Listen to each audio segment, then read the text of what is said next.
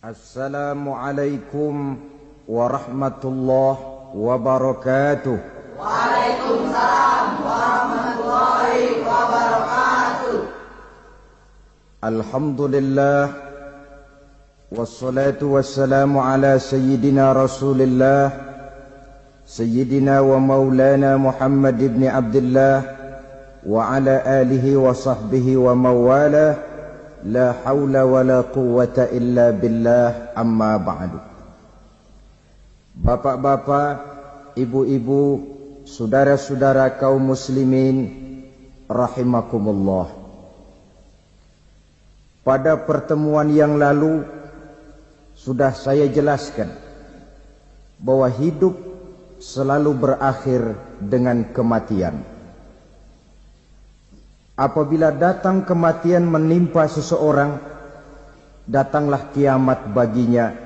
Itu yang disebut dengan kiamat kecil. Hakikatnya mati adalah perpindahan dari kehidupan di dunia ini menuju kehidupan di alam barzakh. Menunggu kita di alam barzakh sampai datangnya saat kiamat. Entah 10 tahun, entah 100 tahun, entah 1000 tahun, hanya Allah saja yang maha tahu. Adapun orang-orang beriman yang melakukan amal kebajikan dalam kehidupan di dunia ini, masa penantian yang lama di alam barzakh buat mereka sebentar saja. Tetapi bagi orang-orang kafir yang ingkar, yang tidak beriman kepada Allah, yang hidup di dunia cuma menumpuk-numpuk dosa, tentu penantian di alam barzakh akan merupakan waktu yang sangat lama. Bukankah dalam kehidupan kita waktu itu memang relatif? Contoh misalnya, bagi pemuda-pemudi yang sedang duduk asyik memadu cinta, waktu 4-5 jam saja rasanya cuma 4-5 menit. Tenggelam oleh keasikan. Tapi buat orang yang berbaring di rumah sakit, meratap di balik-balik apa itu tembok derita kata lagu, di balik dinding-dinding penjara, sehari bagai seminggu, seminggu rasa sebulan, sebulan boleh jadi rasa setahun. Penantian yang sangat lama. Kapan kiamat itu akan datang? Ini rahasia Allah. Jangankan kita yang orang awam, baginda Nabi sendiri tidak diberitahu oleh Allah kapan kiamat itu akan terjadi. Tetapi sungguh pun demikian, banyak hadis-hadis yang menjelaskan ciri atau tanda-tanda datangnya kiamat. Nah, kalau sudah bicara soal tanda, tanda kiamat itu ada 2. Pertama yang disebut alamatus sughra, tanda-tanda kecil. Ini waktunya masih ada tenggang. Ada yang dinamakan alamatul kubra, tanda-tanda besar. Artinya kiamat sudah diambang pintu. Apa tanda-tanda kecil dari datangnya hari kiamat itu? Misalnya, kata Nabi, apabila ilmu sudah diangkat oleh Allah. Artinya apabila ulama sudah banyak wafat, minat orang belajar agama berkurang, lalu kebodohan nampak merajalela di mana-mana, zina dikerjakan secara terbuka, minuman-minuman keras jadi kebanggaan, itu termasuk di antara tanda-tanda kecil terjadinya hari kiamat. Apalagi misalnya iza waladatil ammatu rabbataha, apabila budak sudah melahirkan tuan. Apa maksudnya? Ada yang mentafsirkan apabila anak sudah bisa membudaki orang tuanya. Orang tua yang melahirkan dia, yang membesarkan dia, demi setelah si anak besar jadi orang berpangkat, bertitel, berharta, berkedudukan. Jadilah orang tua itu budaknya. Sehingga sering dibilang kalau orang tua kaya, anak jadi raja. Tapi kalau anak yang kaya, orang tua sering jadi budak. Apalagi munculnya fitnah yang bergelombang, timbul perang antara dua bangsa yang besar, waktu berjalan terasa sangat pendek sekali. Itu merupakan tanda di antara tanda-tanda kiamat. Termasuk di dalamnya sulit membedakan mana laki, mana perempuan.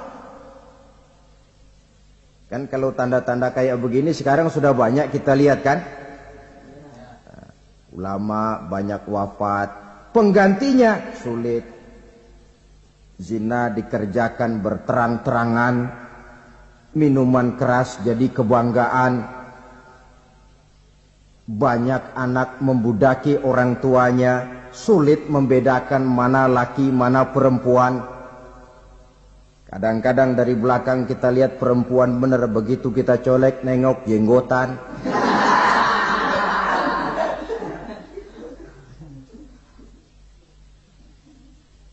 Ini termasuk tanda-tanda kecil. Masih ada tenggang sampai akan terjadinya kiamat itu. Nah, yang dimaksud dengan tanda-tanda besar, ini tanda besar artinya kiamat sudah di ambang pintu. Pertama, matahari terbit dari sebelah barat.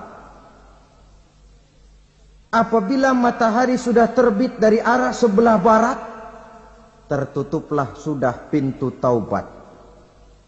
Bersabda Nabi kita, la taqumus sa'atu hatta tatlu'a syamsu min maghribiha. Tidak akan datang hari kiamat sampai matahari terbit dari arah sebelah barat.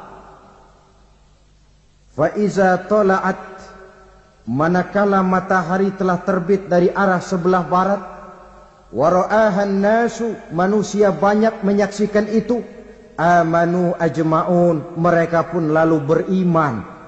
Yang tadinya kafir, yang tadinya ingkar, yang tadinya membangkang, setelah melihat matahari terbit dari sebelah barat, buru-buru beriman, berlomba-lomba mengucap dua kalimat syahadat.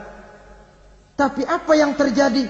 Kata Nabi, wadzalika hina la yanfa'u nafsan imanuha lam takun amanat min qabl. Hari itu adalah hari yang iman sudah tidak berguna lagi bagi seseorang apabila sebelumnya memang dia tidak pernah beriman.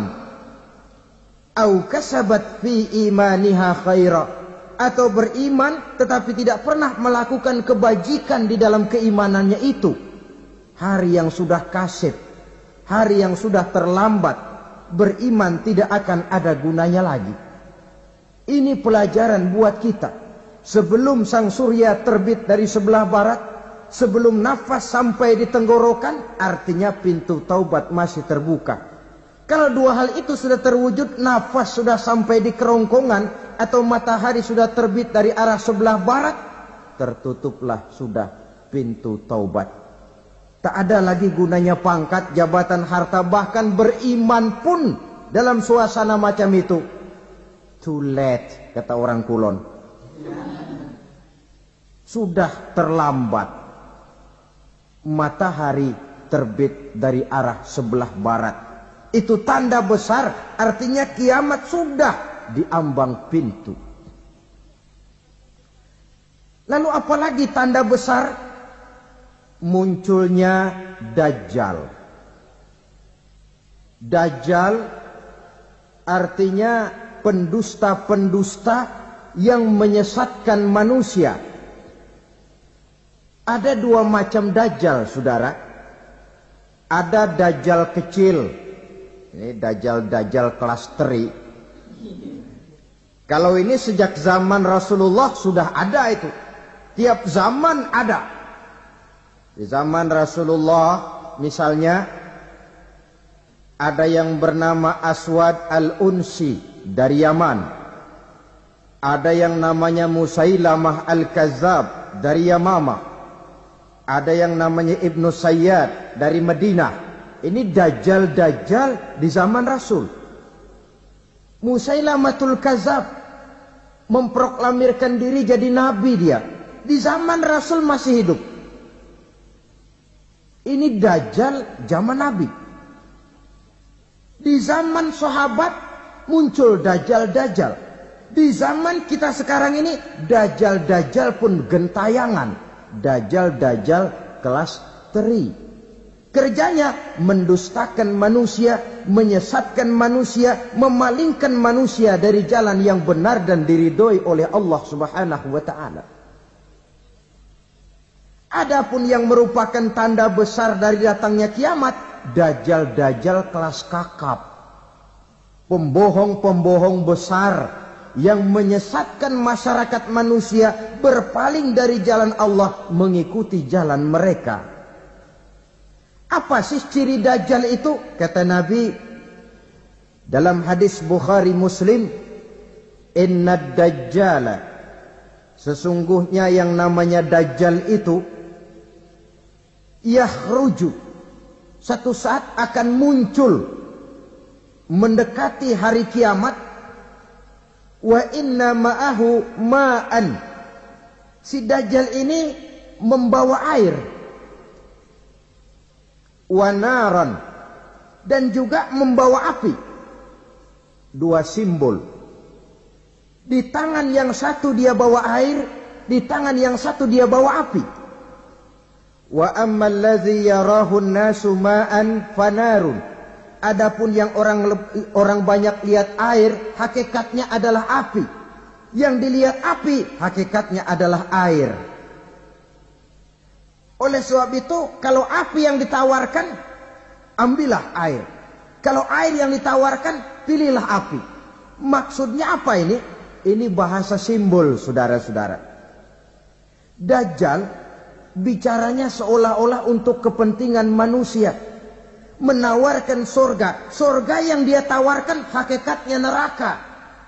Hai manusia, kalau kau mau bahagia, jangan dekat-dekat dengan agama.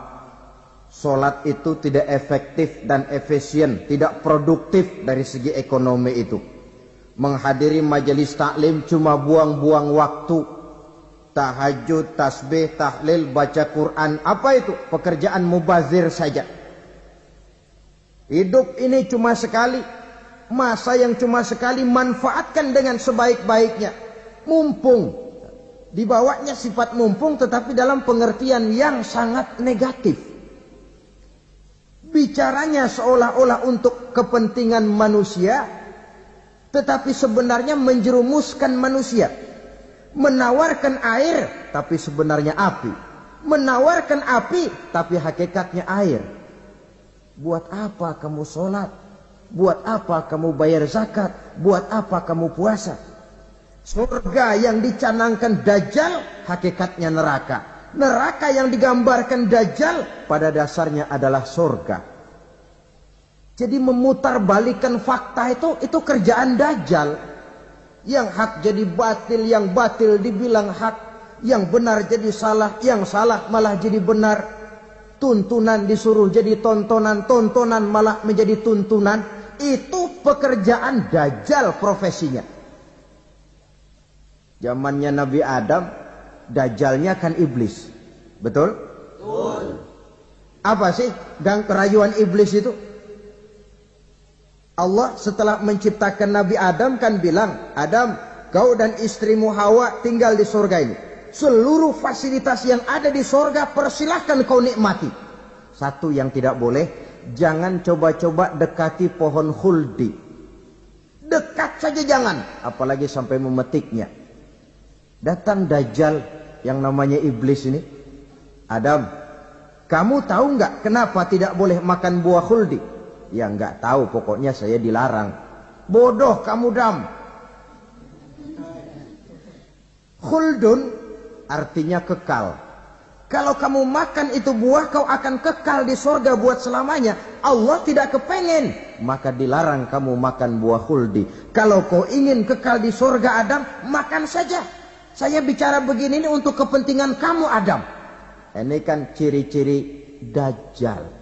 Bicaranya sih seolah-olah untuk kepentingan Nabi Adam. Hakikat sebenarnya menjerumuskan Nabi Adam supaya ingkar dan melanggar larangan dari Allah Subhanahu wa ta'ala.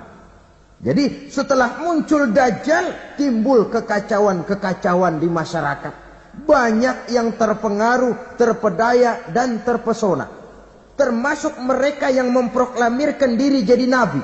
Mereka yang memproklamirkan diri jadi rasul di zaman sesudah Rasulullah wafat. Itu adalah Dajjal-Dajjal. Maka saya ingatkan, kalau di zaman kita sekarang ini ada orang ngaku jadi nabi, ada orang ngaku jadi rasul, biar bahasa Arabnya kental, Quran hafal, hadis ribuan hadis hafal, biar pakai serban sampai menyengser ke tanah, bahasa Arabnya fasih, tapi dia mengaku jadi nabi, jadi rasul. Kita umat Islam wajib tidak percaya. Wajib untuk tidak percaya. Itulah Dajjal-Dajjal zaman kita sekarang ini. Tidak mustahil. Mereka datang mempengaruhi orang-orang awam supaya berpaling dari Rasulullah, mengikuti mereka.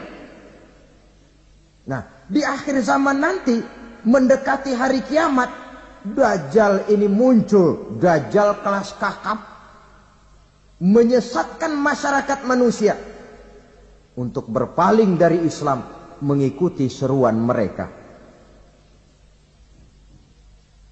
Apalagi di antara datangnya kiamat itu, tanda yang besar itu, turunnya Nabiullah Isa Al-Masih, putra Maryam.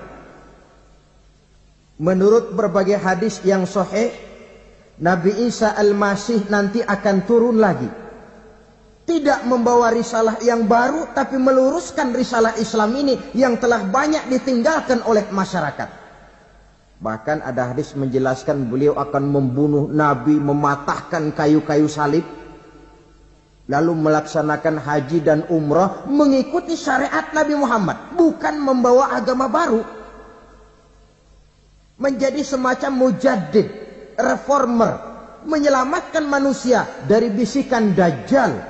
Bahkan ada riwayat yang menjelaskan bahwa Nabi Isa berhasil mengalahkan Dajjal, mengembalikan masyarakat manusia kembali kepada ajaran Islam yang datang dari Allah, dibawa oleh Rasulullah sallallahu alaihi wasallam.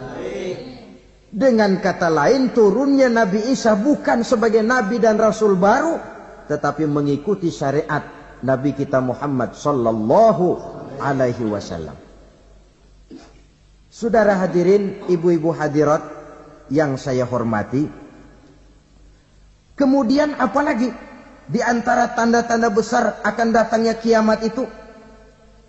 Keluarnya asap atau awan. Kata Nabi, inna min asrati sa'ah dukhanan yamla'u ma bainal masyriqi wal maghrib. Di antara tanda-tanda kiamat, munculnya awan atau asap yang memenuhi antara langit dan bumi. Ini pun diperkuat dalam surah Ad-Dukhan ayat 10. Fartaqib yauma ta'tis sama' bidukhanin mubin fayughshan nas hadza azabun alim. Bagi orang-orang yang beriman, mereka biasa-biasa saja. Tapi bagi orang kufur, datangnya asap dan awan ini merupakan azab yang kelewat pedih. Barangkali sedikit mendekati gambaran tentang azab yang pedih ini, saya ingatkan alam pikiran kita kepada peristiwa yang belum lama terjadi. Pernah dengar berita bocornya reaktor nuklir di Chernobyl, Uni Soviet? Pernah dengar? Bocornya reaktor nuklir di Chernobyl yang mengakibatkan ratusan bahkan sangat mungkin ribuan nyawa. Cuma satu reaktor. Bagaimana kalau seluruh cadangan nuklir yang dimiliki oleh para negara adikuasa ini diledakkan? Bahkan yang konon menurut catatan, cadangan nuklir yang dimiliki bersama oleh Amerika dan Rusia sekarang ini sudah sanggup memusnahkan 6 miliar manusia. 1,5 kali lebih banyak dari jumlah manusia yang nongkrong di permukaan bumi ini. Saudara-saudara hadirin yang saya hormati, lalu saat mendekati hari kiamat, apalagi tandanya? Setelah Nabi Isa wafat, pada saat turunnya yang kedua kali, lalu Allah meniupkan angin sejuk. Semua orang-orang beriman, orang-orang baik wafat. Sehingga penghuni bumi ini cuma tinggal lagi terdiri dari orang-orang kafir. Tidak ada lagi di bumi ini yang bisa mengucapkan Allah. Sehingga dalam hadis qudsi itu ada keterangan, Innallaha azza wa jalla yaqulu li Israfil. Allah pernah pesan kepada malaikat Israfil. Kata Allah, Israfil, Iza sami'ta qailan yaqul Allah, Allah, fa akhirin nafakh 40 sanatan ikraman liqailiha. Hai Israfil, apabila kau dengar di permukaan bumi masih banyak orang yang mengucapkan Allah, Allah, maka tunda sangkakala kiamat itu 40 tahun. Untuk apa? Ikraman liqailiha, menghormati orang yang mengucapkan Allah, Allah itu. Wah, jadi karena sekarang masih banyak yang mengucapkan Allah, besar hatilah kita, masih jauh kiamat itu. Tapi jangan lupa, kiamat pribadi, kiamat kecil, itu yang gak kita sangka-sangka. Ajal datang mencabut nyawa, itu kiamat pribadi. Dan itu yang pasti kita hadapi. Dan itu yang membuat kita tidak boleh bersikap main-main di dalam kehidupan sekarang ini. Saudara hadirin yang saya hormati, tidak ada lagi orang-orang muslim. Seluruh penduduk dunia ini kafir. Lalu terciptalah struktur sosial yang berlandaskan prinsip hidup semau gue. Bakal terjadilah prinsip di mana yang kaya menyantap yang miskin, yang kuat menindas yang lemah. Hidup sudah bagaikan di rimba belantara. Berlaku hukum rimba, siapa yang kuat dia yang menang, siapa yang lemah menjadi mangsa. Timbul kekacauan, maksiat merajalela, munkarat menjadi-jadi. Sehingga isi bumi ini penuh dengan segala macam perbuatan dosa. Tidak ada perlunya lagi alam diperpanjang temponya. Datang saat yang sudah dijanjikan oleh Allah Azza wa Jalla. Maka terjadilah yang disebut kiamat kubra. Kiamat besar. Kiamat ancur-ancuran. Bagaimana kejadian ini dimulai? Dalam surah Az-Zumar ayat 68. Allah subhanahu wa ta'ala berfirman, wa nufikha fis suri fasa'iqa man fis samawati wa man fil ardi illa man sya'allahu. Maka manakala ditiuplah sangkakala, terkejutlah seluruh yang ada di langit dan seluruh yang ada di bumi. Bila saat kiamat datang, Allah perintah malaikat Israfil, Israfil, tiup sangkakalamu. Ditiuplah sangkakala oleh malaikat Israfil. Yang akibat daripada tiupan itu, seluruh yang ada di langit, seluruh yang ada di permukaan bumi terkejut. Yang ada di langit siapa? Malaikat kan. Bayangin aja kalau malaikat kaget, apalagi kita. Terkejut seluruh makhluk yang ada di bumi, yang ada di langit mendengar suara sangkakala itu. Bunyinya tidak sanggup kita bayangkan dahsyatnya. ledakan nuklir, ledakan neutron, belum apa-apa ketimbang bunyi sangkakala malaikat Israfil ini. Nah, lalu mendengar bunyi sangkakala ini, gemparlah makhluk, kacaulah alam. Bumi gempa, planet-planet bertabrakan, gunung meletus, air laut tumpah ke darat, angin topan bertiup, halilintar menyambar. Lalu semua yang bernama hidup mati total. Mati bareng tanpa persiapan. La haula wala quwata illa billah. Saya kadang-kadang dalam tafakur bermohon, ya Allah, mudah-mudahan saya enggak nemuin kiamat beneran. Ngeri. Tidak bisa kita bayangkan macam apa suasana seperti itu. Allah saja banyak memberikan gambaran, misalnya Al-Qari'ah, wa mal Qari'ah, wa ma adraka mal Qari'ah. Kejadian yang menggemparkan. Tahukah kamu apa kejadian yang menggemparkan itu?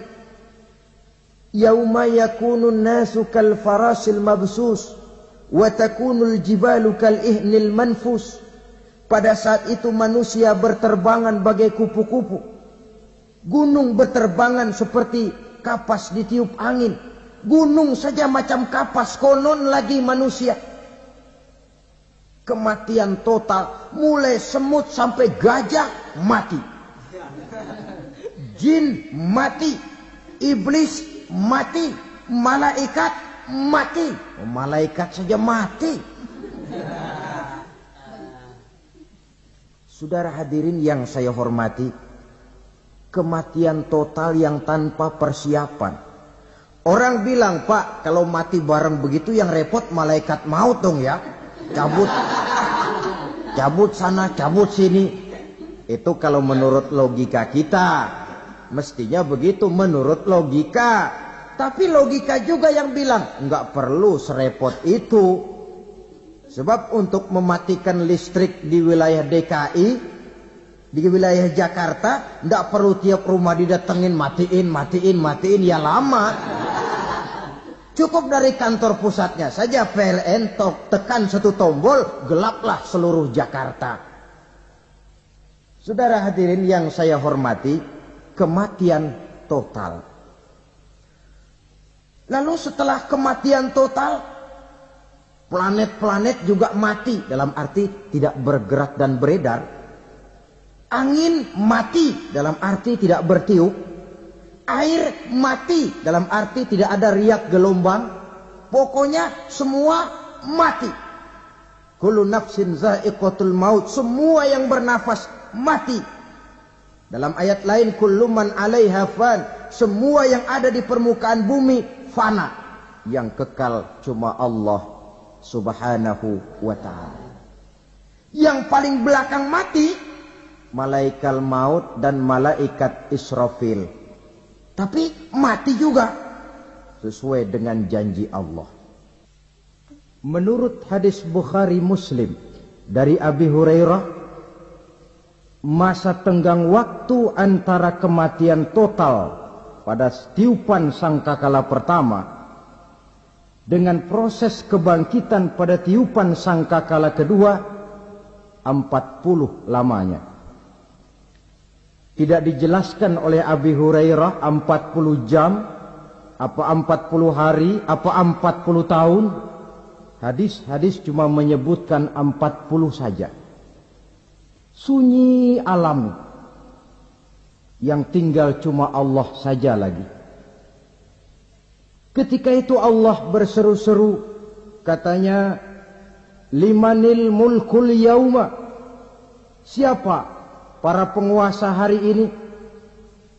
Mana itu raja-raja dan penguasa yang dulu mengaku jadi Tuhan?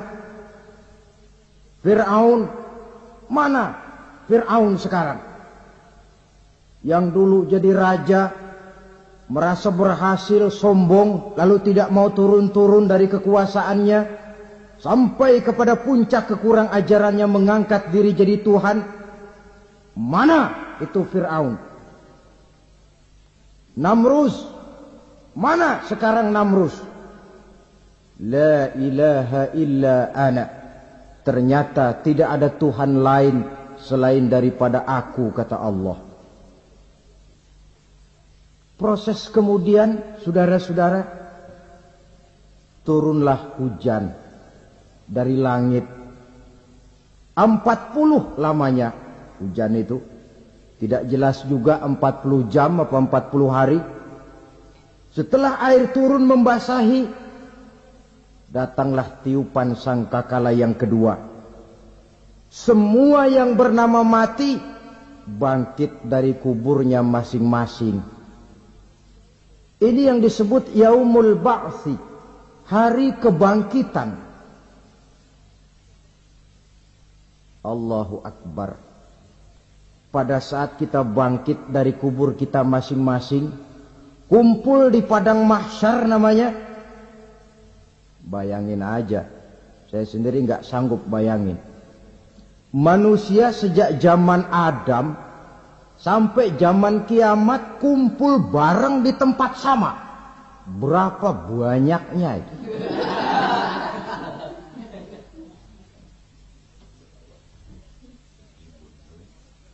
Dan yang luar biasa menurut satu riwayat, pada saat bangkit itu, Masya Allah, roman muka kita berubah. Disesuaikan dengan amalan kita waktu di dunia ini. Barang siapa yang waktu di dunia amalannya itu amalan tikus, di akhirat nanti dia bangkit dari kubur, mukanya seperti muka tikus.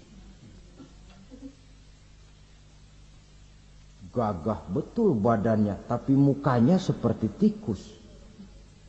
Kenapa? Amalannya waktu di dunia seperti amalan tikus. Apa amalan tikus itu? Suka ngegeragoti barang yang sudah disimpan rapi-rapi. Orang sudah simpan uang rapi-rapi, simpan perhiasan rapi-rapi, digeragoti oleh tikus. Maling-maling, pencoleng-pencoleng, koruptor-koruptor, itu nanti di akhirat nanti kita lihat mukanya seperti muka tikus.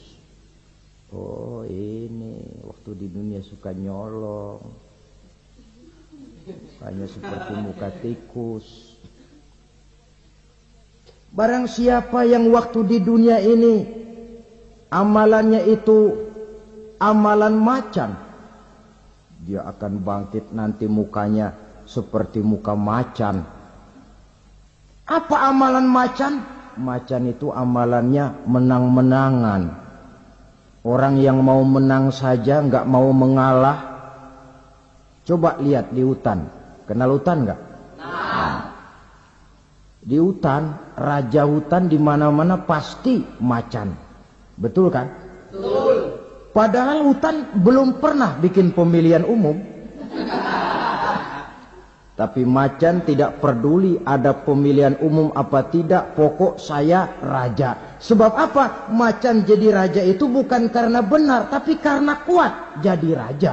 Setelah dia jadi raja, rakyat hutan yang mesti dilindungi malah dimakan oleh raja macan. Kambing rakyat hutan dimakan oleh macan. Ayam rakyat hutan dimakan oleh macan. Itu nanti kita lihat di akhirat itu mukanya seperti muka macan, gagah betul. Lalu barang siapa yang di dunia ini amalannya itu seperti amalan anjing, nanti dia punya muka seperti muka anjing. Apa amalan anjing? Pertama, anjing itu kalau disuruh jaga rumah, dia tidak bisa membedakan mana maling, mana tamu. Biar yang datang maling kalau bawa tulang, anjing kalem.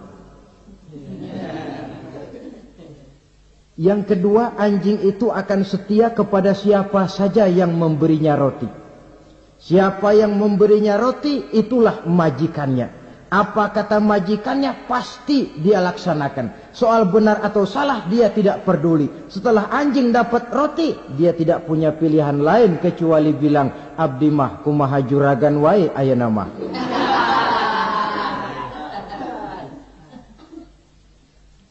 Saudara hadirin yang saya hormati, berkumpul di padang mahsyar, tiap orang sibuk dengan persoalannya masing-masing. Matahari waktu itu didekatkan oleh Allah. Panas luar biasa. Ada yang saking panasnya itu mencucurkan peluh keringat sampai sebatas mata kakinya. Ada yang keringatnya sampai sedengkulnya. Ada yang keringatnya sampai sepusatnya. Ada yang keringatnya mengalir sampai sebahunya. Ada yang kelelap oleh keringatnya sendiri. Sementara orang di sampingnya enggak apa-apa. Bergantung lagi amalan dia waktu di dunia ini. Saudara-saudara, sebagian orang dalam kepanikan padang mahsyar berombong-rombong datang mereka menghadap Nabi Adam. Ya Adam, anta abal bashar. Hai Adam, Tuhan adalah bapak moyang manusia. Kami sebentar lagi akan disidang, dimintakan pertanggungan jawab. Tolonglah kami, hai Adam. Kata Nabi Adam, jangankan nolongin sampean, saya sendiri tanggung jawab di hadapan Allah ketika dulu tidak boleh makan khuldi, saya serobot. Sudahlah, urus diri masing-masing saja, nafsi. Begitu kata Nabi Nuh, begitu kata Nabi Ibrahim. Tiap orang bertanggung jawab sendiri-sendiri.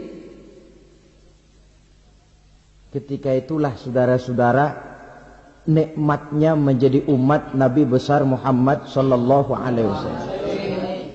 Sebab apa? Walaupun menurut abjad kita ini umat paling belakang, kan paling belakang kita ini toh, karena Nabi Muhammad adalah Nabi akhir.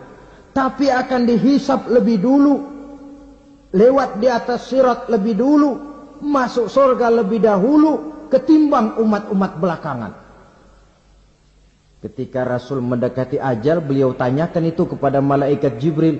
Malaikat Jibril berkata, Muhammad jangan khawatir, Allah sudah berjanji, inni haramtul jannata ala sairil anbiya hatta tadkhulaha anta.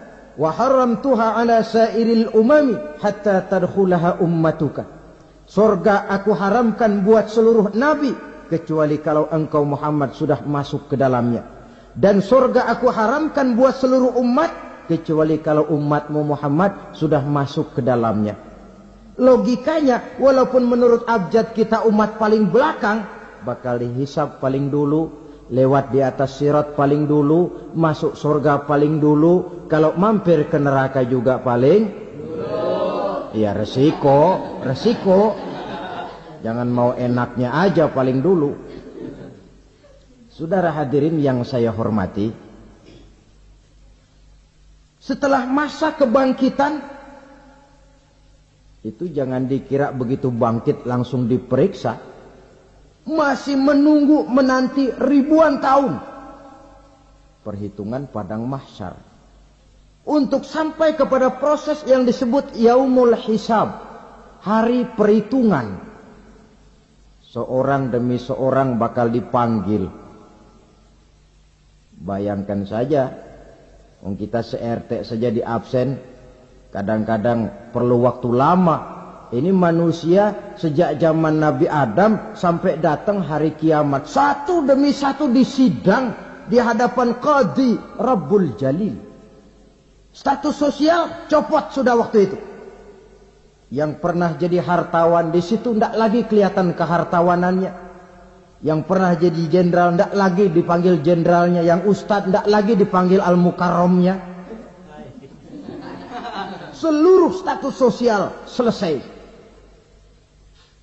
Dipanggillah kita seorang demi seorang menghadap Qadhi Rabbul Jalil. Bagaimana proses penghisaban itu?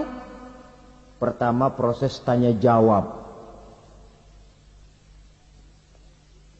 Di antaranya ada hadis menyatakan, lan tazula qadama 'abdin yaumal qiyamah hatta yus'ala an arba'i khisalin. Besok di hari kiamat tidak akan bergeser telapak kaki seorang hamba sampai dia ditanya lebih dulu tentang 4 persoalan. Tentang ilmunya. Kemana ilmu itu diamalkan? Tentang umurnya. Di mana umur itu dihabiskan? Tentang masa mudanya. Kemana masa muda itu dipakai? Tentang hartanya. Dari mana harta itu didapat dan kemana harta itu dibelanjakan. Ini termasuk proses tanya jawab. Jadi kalau istilah pengadilan dunia, nama Fulan bin Fulan. Kamu waktu di dunia diberikan umur panjang untuk apa? Pernah mengalami masa muda, kemana kau habiskan masa remajamu? Kau diamanahkan ilmu, dengan apa ilmumu kau amalkan? Kau diberikan harta, dari mana harta kau dapat, kemana kau belanjakan? Tak seorang pun yang bisa mungkir. Sebab apa? Dikala itu yang menjadi saksi bukan orang. Yang menjadi saksi adalah seluruh anggota badan kita. Tangan bicara, kaki jadi saksi terhadap seluruh amalan yang pernah kita kerjakan pada saat kehidupan di alam dunia ini. Selesai proses tanya jawab, lalu diperlihatkan buku catatan kita waktu hidup di dunia ini. Jangan lupa Allah itu menyiapkan 2 superkomputer kepada kita. Sebelah ditempelin sebelah kanan, yang sebelah tempelin di sebelah kiri.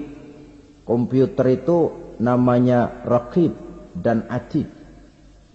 2 malaikat yang apabila baik kita lakukan, refleks saja akan menulis kebajikan kita. Jahat kita kerjakan akan tertulis. Catatan itu nanti diperlihatkan kepada kita. Waduh, alangkah malunya pada saat diperlihatkan catatan kita, buku rapot kita merah melulu. Barangkali diperiksa sambil diomelin, brengsek lo. Buku merah melulu begini bagaimana waktu hidup di dunia? Tidak cukup diperlihatkan buku catatan kehidupan, rekaman kehidupan. Rekaman kehidupan kita secara utuh sejak terlahir sampai ajal datang merenggut nyawa. Barangkali mirip dengan video sekarang ini, di mana terekam dengan baik seluruh kegiatan kita sejak yang sekecil-kecilnya sampai kepada yang sebesar-besarnya. Untuk kemudian kita pun menerima balasan. In khairan fa khairun wa in syarran fa syarrun. Kalau baik ya baik balasannya, kalau jahat ya jahat juga balasannya. Catatan-catatan kita diberikan. Kalau banyak kebajikannya diberikan di tangan kanan dengan cara yang halus. Kalau banyak kejahatannya diberikan dari sebelah kiri atau dilempar dari belakang. Itulah sebabnya sejak di dunia ini kita sudah mohon kepada Allah. Ketika berwudu membasuh tangan kanan, apa kita bilang? Allahumma a'tini kitabi biyamini wa hasibni hisaban yasira. Ya Allah, berikan saya kitab di tangan kanan, dan kalau saya memang perlu dihisap, hisaplah saya yang seringan-ringannya. Tangan kiri berlindung kita kepada Allah. Jangan sampai diberikan kitab di tangan kiri atau dari arah sebelah belakang. Wa a'udzubika an tu'tiya kitabi bishimali aw min wara'i zuhri, dari arah sebelah belakang. Na'udzubillah min dzalik. Setelah selesai lewat proses penghisaban, lewat mizan, timbangan, maka yang sudah selesai dihisab itu bergeraklah menuju sirat, jembatan yang terbentang menuju surga melalui neraka. Saudara-saudara, panjangnya perjalanan sirat itu memakan waktu ratusan tahun. Tetapi orang yang lewat di atas sirat pun macam-macam bergantung amalannya ketika di dunia ini. Ada yang lewat di atas sirat itu kal barqil khatib, seperti kilat yang menyambar, lep, sudah sampai dia di surga. Cepat bukan main. Ada yang lewat di atas sirat itu seperti orang lari-lari. Ada yang lewat di atas sirat itu seperti orang jalan biasa. Ada yang sambil merangkak, ada yang sambil ngesor, ada yang sambil gelayutan. Ada yang selamat sampai ke ujung ke surga, ada yang tergelincir jatuh masuk ke dalam neraka, bergantung amalannya dalam kehidupan di dunia sekarang ini. Tiap kita akan melewati yang namanya sirat ini. Saudara-saudara kaum muslimin yang saya hormati, dengan demikian mereka yang selamat melalui sirat sampai ke terminal akhir surga, mereka yang ketika dihisab ternyata banyak kejahatannya daripada kebaikannya, mereka singgah di dalam neraka. Nah, adapun orang-orang yang beriman menurut ayat Quran dan hadis Nabi itu nanti ada bermacam-macam. Ada orang beriman itu yang dimasukkan surga. Ada orang beriman itu yang dimasukkan ke dalam surga. Ada orang beriman itu yang disebut penduduk surga. Kenapa lain-lain, Pak? Karena waktu di dunia amalannya juga lain-lain. Ada orang beriman yang masuk surga. Ini paling murah tiketnya. Mau masuk surga? Kata Nabi begini, ma min abdin qala la ilaha illallah thumma mata ala dhalik illa dakhala al-jannah. Kalau seorang hamba sudah mengucap dua kalimat syahadat, dia yakin dengan kebenaran kalimat itu sampai matinya, orang itu akan masuk surga. Abi Dzar yang waktu itu diajak bicara heran, ya Rasul kok gampang betul? Iya. Walaupun orang itu mencuri, iya. Walaupun orang itu berzina, iya. Biar dia mencuri, biar dia berzina, kalau dia sudah mengucap dua kalimat syahadat, dia yakin dengan kebenaran kalimat itu sampai matinya, itu orang akan masuk surga. Jadi masuk surga cukup dua kalimat syahadat, yakin sampai mati, masuk surga. Itu perkara masuk. Tapi kalau pertanyaannya diterusin, masuknya kapan, Pak? Nah, ini lain lagi urusannya. Sebab ada yang masuknya itu langsung, ada yang mampir dulu. Di sana tempat cuma dua. Kalau tidak surga, neraka. Mau ke surga, tapi mampir dulu. Yang mampirnya jelas di neraka. Kenapa? Dalam hadis qudsi ada riwayat. Nanti itu di akhirat, setelah Allah selesai mengatur penduduk surga, masuk surga, yang neraka, masuk neraka, Allah berkata kepada malaikat Malik, malaikat Malik, labaik ya Allah, itu bajingan-bajingan tengik, manusia-manusia durjana, yang waktu di dunia tidak mau sujud, jauh dari ulama, gemar melakukan yang munkarat dan maksiat, hidup di tengah masyarakat selalu jadi bibit keonaran, kufur, sudah masuk neraka semua. Sudah ya Allah. Nah, kalau sudah, coba sekarang kamu masuk, Malik. Saya, iya, masuk neraka. Mau apa ya Allah? Kata Allah, akhriju minan nar man kana fi qalbihi misqala habbatin min khardalin min iman. Kau masuk neraka, cari di dalam neraka orang-orang yang ada imannya walaupun kecil sebesar biji zarah, angkat mereka keluar. Masuk malaikat Malik ke neraka, cari orang yang ada imannya, korek-korek. Ya repot, udah pada gosong. Yang ada imannya diangkat ke atas, yang ada imannya diangkat ke atas. Lalu dimandikan di Nahrul Hayat, namanya sungai kehidupan di akhirat nanti. Cakep lagi rupanya, bersih lagi wajahnya, apel di hadapan Allah. Kata Allah, bagaimana mas? Kapok enggak sampean? Kapok ya Allah. Nah, kalau kapok, idhab fadkhulil jannah. Pergi, masuk surga sana. Berangkat mereka ke surga. Ketemu sama teman-temannya yang udah sampai lebih dulu. Yang enggak pakai mampir lagi. Terjadi dialog. Kata teman-temannya yang udah pada nyampe duluan, mas, iya. Emang baru sampai? Saya baru sampai. Memang mampir di mana dulu mas? Kita sudah lama sampai di surga. Saudara buka surah Al-Muddatsir ayat 34-35. Ma salakakum fis saqar? Kenapa kamu mampir di neraka Saqar? Qalu lam nakum minal musallin. Mereka menjawab, kami mampir di neraka Saqar mas, gara-gara dulunya kami waktu di dunia tidak pernah sholat. Tidak pernah sholat? Tidak pernah. Kan rumahnya dekat masjid. Cuma dekat doang mas.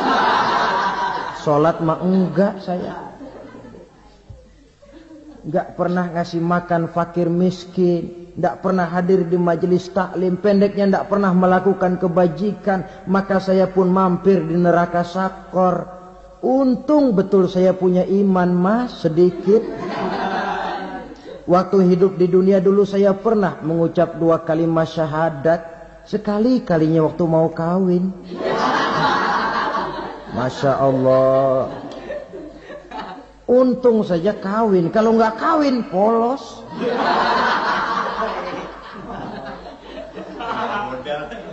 Itu juga pengulu sudah setengah mati ngajarin. Asyhadu alla, asyaduaan, asyaduaan.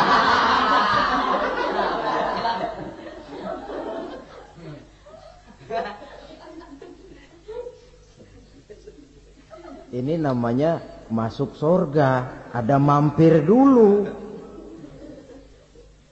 Ada pula orang mukmin itu yang dimasukkan surga. Namanya dimasukkan kan terima beres. Saya masuk ke rumah, jalan sendiri, cari tempat sendiri. Saya dimasukkan ke dalam rumah, terima beres. Pokok ada di dalam, itu dimasukkan namanya. Nggak pakai mampir.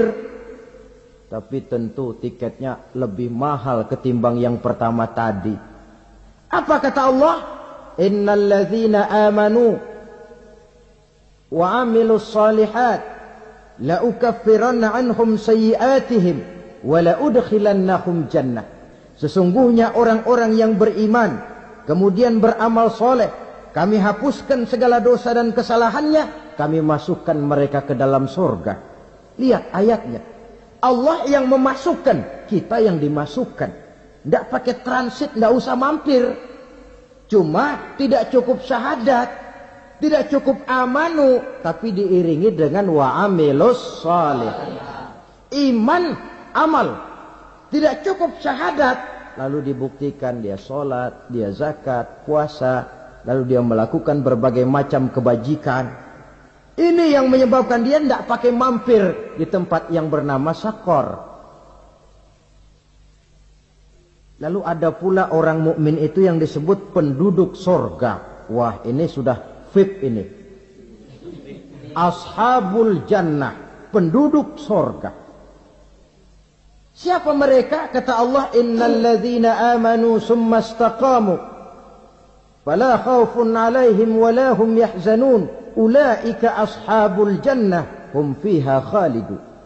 Sesungguhnya orang-orang yang beriman lalu istiqamah, tetap dalam melaksanakan perintah Allah, tidak goyah, tidak labil tapi stabil, istiqamah, mereka tidak takut dan tidak bersedih hati. Merekalah penduduk surga. Iman, istiqamah. Tidak punya duit, sembahyang. Banyak duit, sembahyang. Miskin, sembahyang. Kaya, tetap sembahyang. Istiqomah. Kadang orang kalau susah rajin ke masjid, banyak duitnya ngelihat masjid melengos. Itu yang dibilang waktu miskin hamba Allah, setelah kaya jadi hamba harta. Bergeser, tidak ada nilai istiqomahnya. Saudara-saudara, dengan begitu penduduk neraka itu dua. Ada penduduk permanen, ada penduduk yang semi permanen. Yang semi permanen orang-orang beriman yang mempunyai dosa besar. Mereka masuk ke neraka untuk menerima azab sesuai dengan dosanya. Bila selesai masa azab itu, mereka akan diangkat untuk ditempatkan kembali ke dalam surganya Allah Subhanahu wa ta'ala. Nah, dikala itulah saudara-saudara, ada yang disebut syafaat dari Rasulullah sallallahu alaihi wasallam. Tapi tentu jangan lupa, syafaat ini ibarat kain menambal dia. Kita punya kain bolong-bolong sedikit, syafaat yang menambal. Solat kita ada kurang dikit, sedekah kita ada campur riak dikit, amalan kita ada tidak karena Allah dikit, kita berharap syafaat. Jadi biarlah kain masih bolong-bolong, yang penting punya kain. Tapi kalau kainnya tidak ada, yang ditambal apanya? Sholat tidak, puasa tidak, zakat tidak, berharap syafaat saja. Ya, terlalu berlebihan itu. Saudara hadirin yang saya hormati, apabila selesai proses penghisaban, proses penghitungan, maka dikala itulah manusia terbagi dalam dua kelompok besar. Fariqun fil jannah wa fariqun fis sa'ir. Sekelompok orang-orang beruntung yang masuk ke dalam surga, dan sekelompok lagi masuk ke dalam neraka. Akan memakan waktu untuk menceritakan sifat surga dan neraka, tapi insya Allah pada kesempatan pertemuan lain saya sampaikan. Namun sebagai gambaran umum cukuplah saya sampaikan sebuah hadis qudsi. Allah jelaskan, a'dadtu li'ibadiyas salihin ma la aynun ra'at wa la uzunun sami'at wa la khatara fi qalbil bashar. Aku sediakan buat hamba-hambaku yang soleh, yang tidak pernah terlihat oleh mata, tidak pernah terdengar oleh telinga, dan belum pernah terdetik dalam hati manusia. Jadi kenikmatan surga belum pernah dilihat mata, belum pernah didengar telinga, belum pernah terdetik dalam hati. Pedihnya azab neraka belum pernah terlihat mata, belum pernah terdengar telinga, belum pernah terdetik dalam hati. Saudara hadirin yang saya hormati, oleh karena itu, sebagai uraian akhir daripada kiamat ini, marilah sama-sama kita memanfaatkan hidup dengan sebaik-baiknya, supaya jangan timbul penyesalan di hari kemudian nanti. Mudah-mudahan kita seluruhnya diselamatkan Allah dari azab neraka dan mendapat surga dan ridhonya. Sekian dan demikianlah pertemuan kita kali ini. Terima kasih banyak atas segala perhatian. Mohon maaf atas segala kekurangan. Usikum wa nafsi bitaqwallah. Wassalamualaikum warahmatullahi wabarakatuh.